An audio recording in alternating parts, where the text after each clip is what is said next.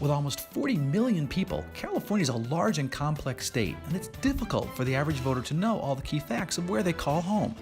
Fortunately, there is one place you can go to find important information about the state and its government: the California Legislative Analyst CalFacts publication. A jam-packed 72 pages of charts and graphs covering every major economic and political issue in California, and it's published by our guest, Mac Taylor, California's Legislative Analyst. CalFacts. Everything you want to know about California. Additional funding for the Maddy Report made possible by a grant from The Wonderful Company, harvesting health and happiness around the world. From the California Channel at the State Capitol and the Maddy Institute, it's the Maddy Report with Executive Director of the Maddy Institute, Mark Keppler. Welcome. Every 2 years, the California Legislative Analyst Office compiles a comprehensive look at the state in a publication called CalFacts. The California Analyst, Mac Taylor, is here to talk about some of their findings. Welcome, Mac. Nice to be back, Mark. So let's start with the California economy. How big is it? It's pretty big. Big. It's about $2.5 trillion, but I don't think that has much meaning to people. It's just a big number. But I think it put in terms that more easily understood. It's over $60,000 for every person in California. Wow. And that, if California were its own state, we'd be about the nation, excuse me. If we were our own nation, we'd be about the 5th largest in the world. Goodbye, France. Yeah. Okay, so economic output, does it vary across the state? Oh, very much. The real powerhouse region of the state right now, it's the Bay Area. Right. And as compared to that 60,000 average, their per person output is over 90,000. Yeah, I think I was reading your report, and I read this religiously. I want you to know that, because it has so much good information in here.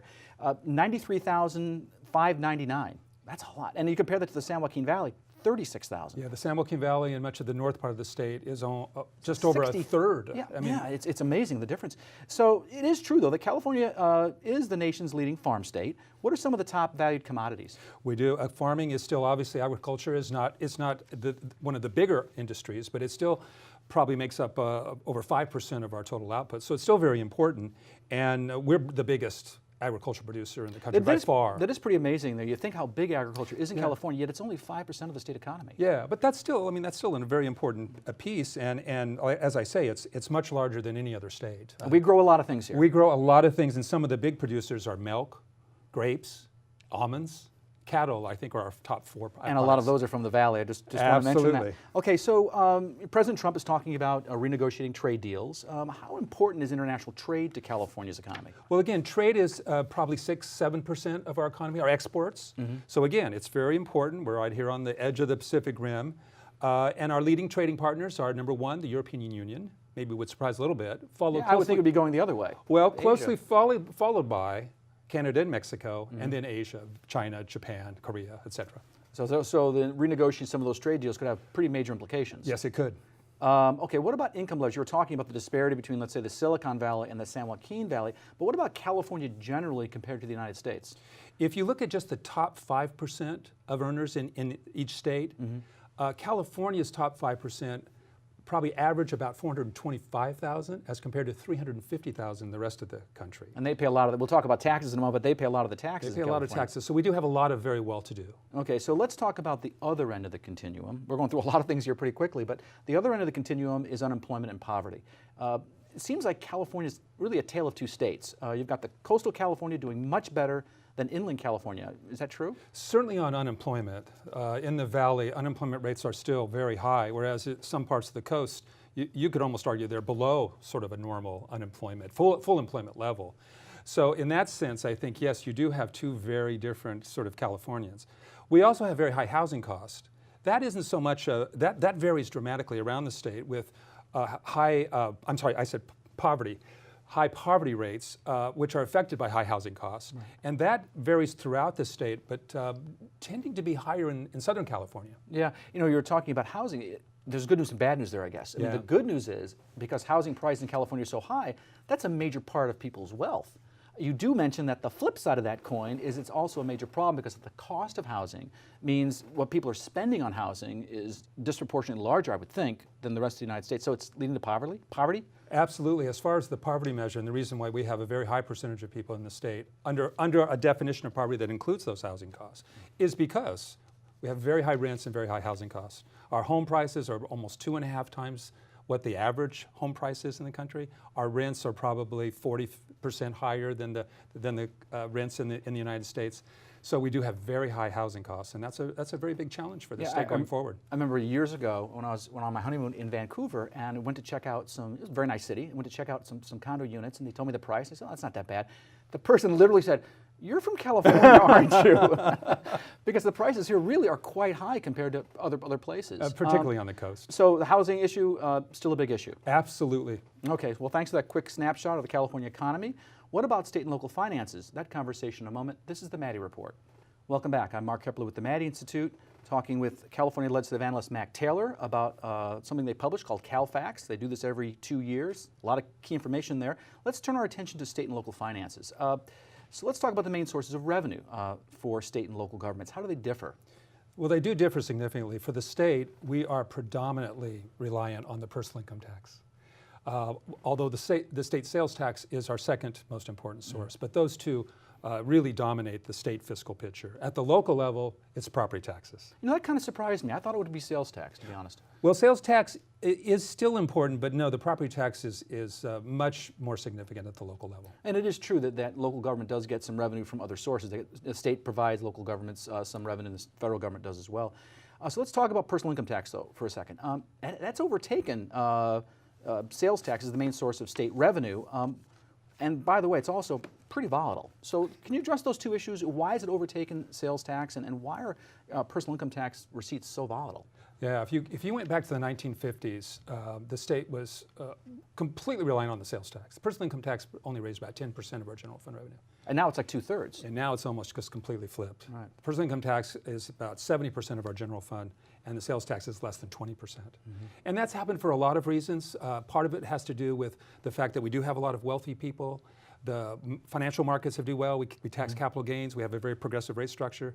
And on the sales tax side, we only tax tangible things, cars and computers, things you can touch. Goods. We don't tax services. Okay, it seems like a triple whammy then. Well, not triple whammy. It's just that sales tax still does grow, but it's a much smaller percentage. The sales of tangible goods is a much smaller percentage of overall income in the economy than it used to be. So we don't get as much money from the sales tax. And you were mentioning that the personal income tax is very progressive. Yes. We rely quite a bit on the top 1%, don't we?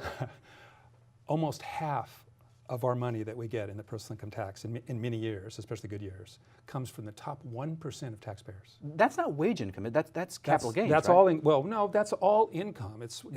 Personal income covers, wage and salary income. But the spike isn't it like capital gains? Doesn't that have a big role to play here? It's because those top income people rely much more heavily on capital gains. So that means the stock market's very relevant here. The stock market is incredibly relevant for our structure, and that's really one of the main sources of our volatility. Let's hope the stock market keeps going up. Don't want to look at it when it goes down. So let's talk about corporate tax liability. How is that done over time? Well, I think a lot of people may not realize that corporate tax is not a significant source of revenue anymore, so it's less than 1/10 of our revenues.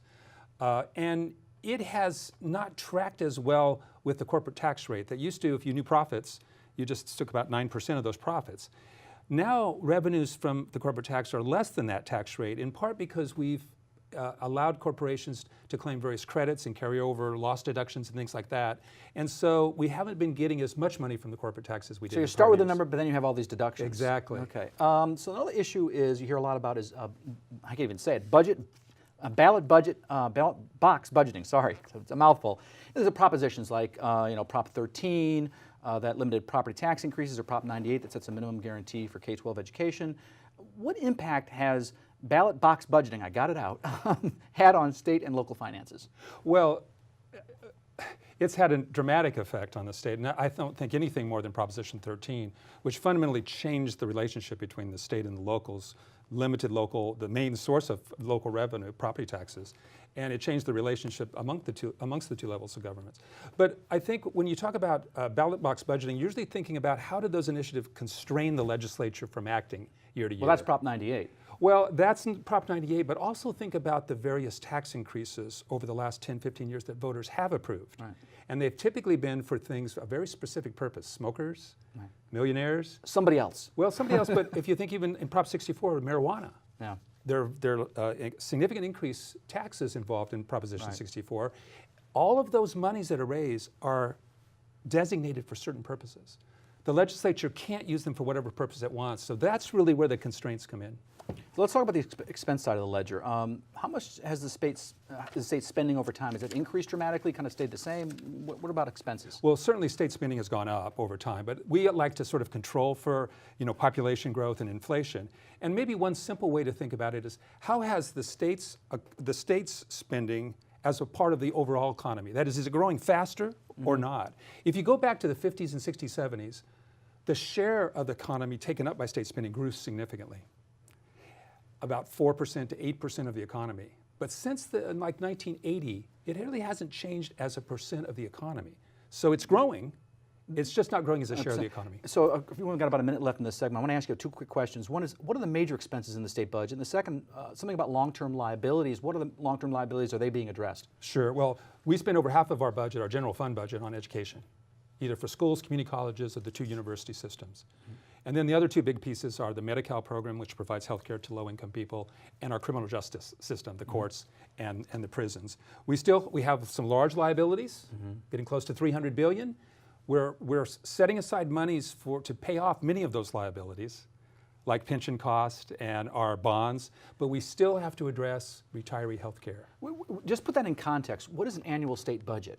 The general fund budget's about $125 billion. So we're talking about almost 3 times, well, not quite, but two and a couple of times. Right, a lot. Yeah, but if you think about your debt as a homeowner, you might have debts that exceed what your annual income is. Right. The question is, you're making payments each month to pay them off, so you just don't want those debts to get out of hand of what you can accommodate. Right, okay. Well, thanks for that overview of state and local finances. Up next, education, the largest expenditure in the state budget. That conversation in a moment. This is the Maddy Report. Welcome back. I'm Mark Keppler with the Maddy Institute. We're talking to California's nonpartisan legislative analyst, Mac Taylor.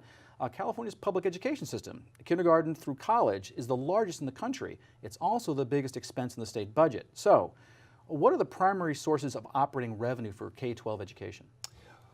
Basically, the state provides most support for school districts. We raise the money, but we send a lot down to districts, but they're also supported by property taxes and some federal dollars. Okay, and I think the breakdown, the percentage I read in your report are 60% from the state, 30% local, and 10% from the feds. So that kind of gives you an idea where the money's coming from. Let's talk specifically about state funding for education. How much is provided per student, and how is that determined? Well, let's just talk about Proposition 98, which in effect sets doesn't set a maximum, but it has generally determined the amount that schools have for their basic operations.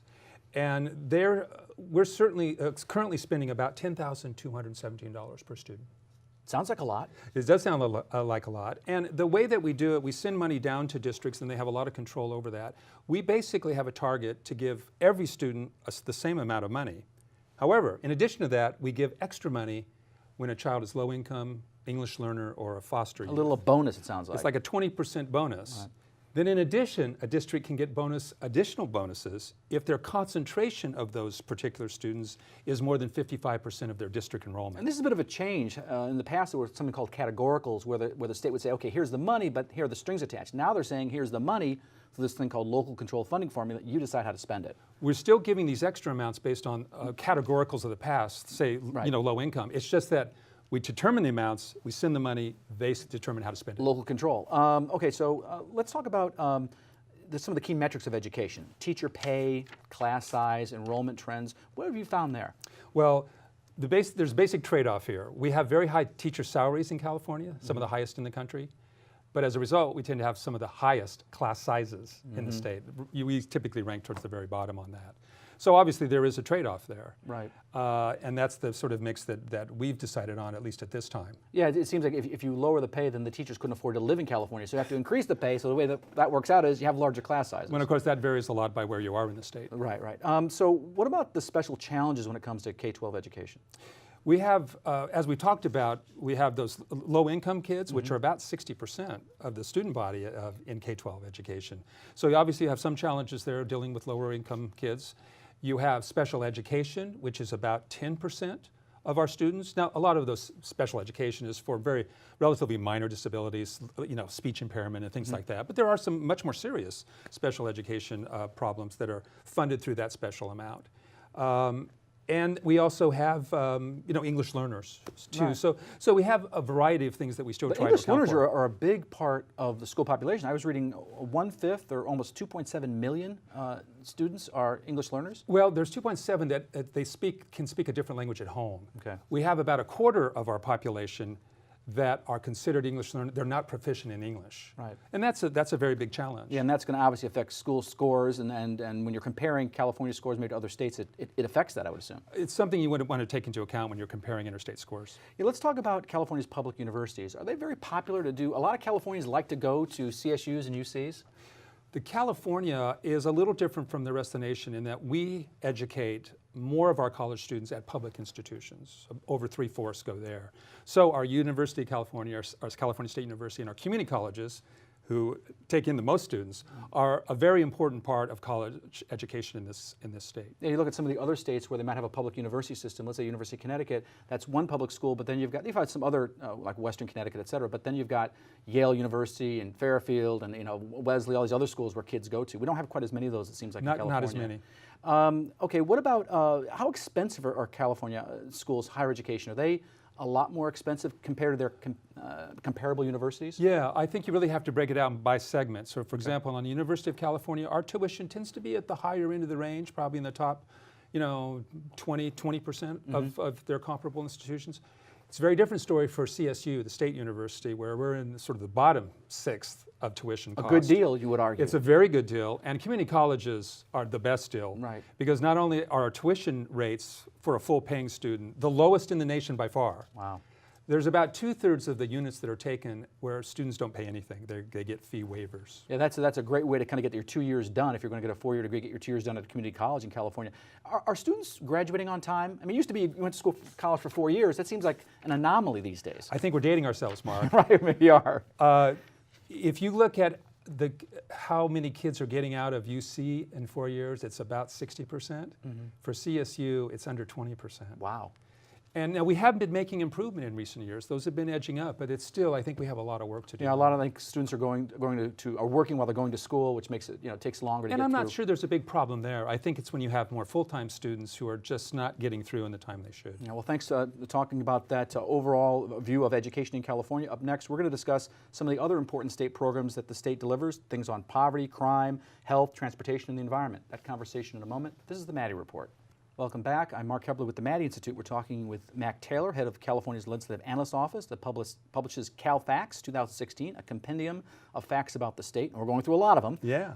Education is the biggest expense on the state budget, but there are a lot of other important programs that the state funds dealing with poverty, health, crime, natural resources, transportation. So let's discuss some of those programs. First up, human service programs, the major ones like SSI, CalFresh, which is food stamps, in-home supportive services, CalWorks. How big are they in the state budget, and what can you tell us about those?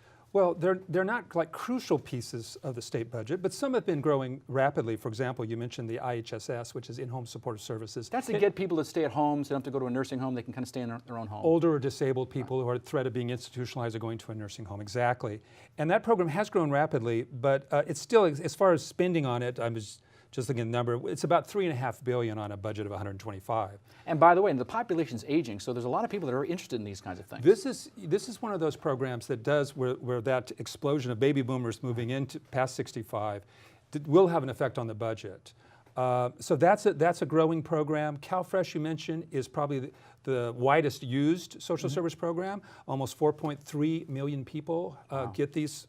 And there's about, what, 39 million in the state? Total population? Yes. Something like that? So it gives you an idea how big it is. That's almost entirely federally funded, though, so it doesn't have the implications on the state budget. And then you have what's called SSI-SSP. That's just income support to low-income seniors and disabled people. And you have, developmental disabled people. We provide a lot of services to live in the community. Okay, so let's kind of transition a little bit to talk about health. What can you tell us about Medi-Cal? Well, Medi-Cal, which provides health service to low-income people, is one of our biggest programs. It's probably 18% of our budget, and it's grown significantly as a result. Is that number two to education, as terms of expense in the state budget? It's less than that. I mean, 17%. Again, schools are K-12 schools are probably 40% of the budget. Yeah, and then would that be number two in categories? Would that be the next biggest expenditure? I'm Yes. thinking it probably would be. Yes, Yeah. it would. Yes, it would. Okay. And this is a program that's grown fairly dramatically over time.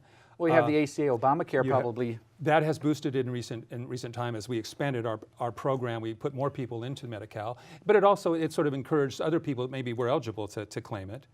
So it's a very significant part of our overall budget plan, knowing what's happening in Medi-Cal. You know, a lot of people think, if you ask them, what is the biggest expense of state government, they'll say, oh, incarceration and crime. Really not so. It's a big expense, but it's like down the list. Can you tell us a little bit about crime and incarceration rates in California? What's going on there? Sure, yeah. The overall, say, corrections budgets, our state prisons, is less than 10% of our overall budget, which is still a significant piece. It had grown dramatically in the 80s and 90s, but now it's sort of tailed off, in part because we've taken actions to slow the growth of incarceration. First of all, crime rates have dropped dramatically in the last 30 years. And people don't realize, we're at historical lows. There's been a little bit of an uptick, but we're at historic lows. Historic lows, and that's true in California, it's true in the nation. Right.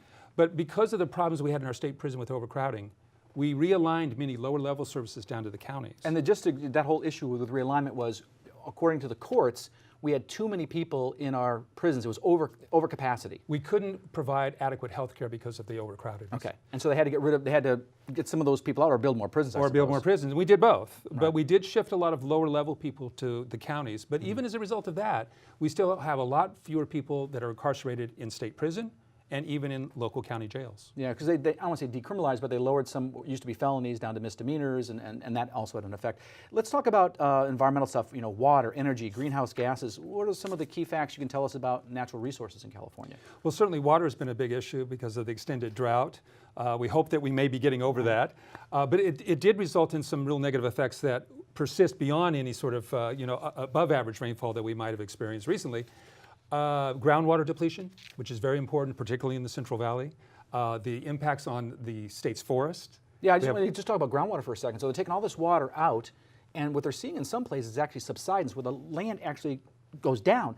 And that has implications for roads and for all kinds of infrastructure. And it's hard to get that stuff back. Right. So you have implications for that. For the state's forests, we have a lot of dead trees that can have persisting effects over time if you don't take care of issues like that. And then as far as electricity, what you're seeing there is the state is trying to move more towards renewables. Right. We're trying to get to eventually half of our electricity retail sales that in effect are provided from renewable sources. And they're moving in that direction. We are moving in that direction, but that's going to be an ambitious goal. One of the big parts of greenhouse gas emissions is transportation, cars. I'm wondering, do Californians love their cars? How much do we drive, and how are those roads paid for? Well, we have a lot of drivers. We've got about 26 million licensed drivers, licensed drivers, which is about 85% of all people over age 16. So we do like our cars. We drive about 35 miles. I'm wondering what percentage are good drivers? I'm going to ask you that question. So a lot of drivers. We drive an average of about 35 miles a day. So, our transportation system is really crucial for the economy, for mobility, to get around, for our lifestyle here in the state. The way we finance those roads is typically through gas taxes, taxes on fuel, diesel, gasoline. Although local governments also use sales tax add-ons. Most counties, urban counties in particular, have typically had a quarter cent, half cent, or even more that are dedicated to transportation purposes. We've only got a few more seconds left in this segment. I just want to ask you quickly about bonds. What role do they play with infrastructure? Bonds provide about 3/5 of the financing for infrastructure. In fact, if you're not talking about transportation, which is funded on an ongoing basis by gas taxes, bonds are by far the dominant way that we pay for almost all of the other infrastructure. Well, thank you very much. I want to thank Mac Taylor, California's legislative analyst, for being here. Covered a lot of ground. Please look on their website if you want to see more of this in detail. There's a little book. If you want to stay current with state and local politics, you can sign up for our daily newsletter, the Maddy Daily, by logging on our website at maddyinstitute.org, or you can follow us on Facebook and Twitter. This is Mark Keppler for the Maddy Report. Thanks for joining us. The views expressed in the Maddy Report are those of the individuals participating in the program and do not necessarily reflect those of the California Channel or the Maddy Institute. If you'd like to share your thoughts about the points and opinions expressed on the Maddy Report, visit our website at maddyinstitute.org.